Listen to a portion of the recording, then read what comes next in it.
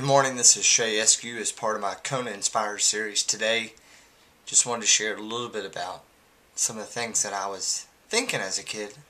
When I first got burned, I never really wanted to look at myself as a burn survivor. I remember looking into the mirror, I'd always turn my face to one side. If you look at any pictures ever taken of me from 8 to, I don't know, even just a few years ago, you will never see my burns in the pictures because I wanted so bad for that not to be part of it.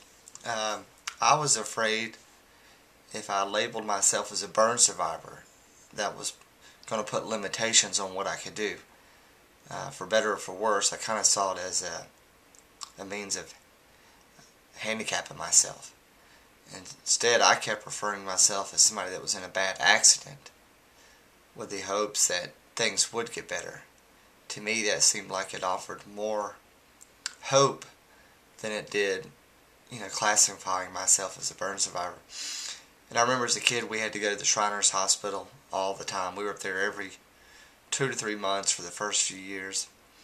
And I remember seeing all these other kids all playing together inside the clinic. But these kids, the severity of their burns were much greater than mine. These were kids that definitely had limitations physically on what they could do.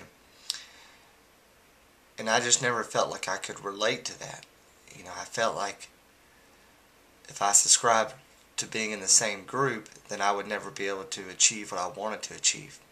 It wasn't until much later that I finally realized there's nothing wrong with being in that group. We all have varying degrees of being a burn survivor.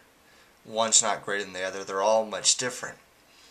And it's interesting because even as a kid, I never even saw a psychologist.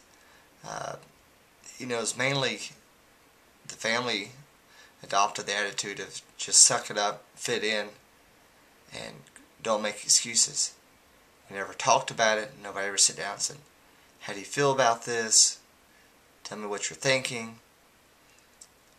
And so I think based on that premise, it forced me to get back and resume normalcy. Whereas I felt like if I would have been treated as if I was a true survivor, things would have turned out differently. So I don't know. I think it's the power of positive persuasion. Like even to this day, I refuse to watch sad movies, don't read sad books, and it's not that I ignore that those things are out there. I'm just fearful if I entertain those thoughts, then I'll start to train my brain that that stuff is normal. Whereas I believe truly you can create your own world out there.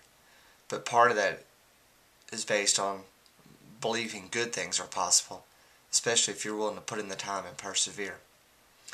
Hope this helps shed a little insight into my psyche as a burned child and things I'm doing going forward to help adapt and adopt those in my community.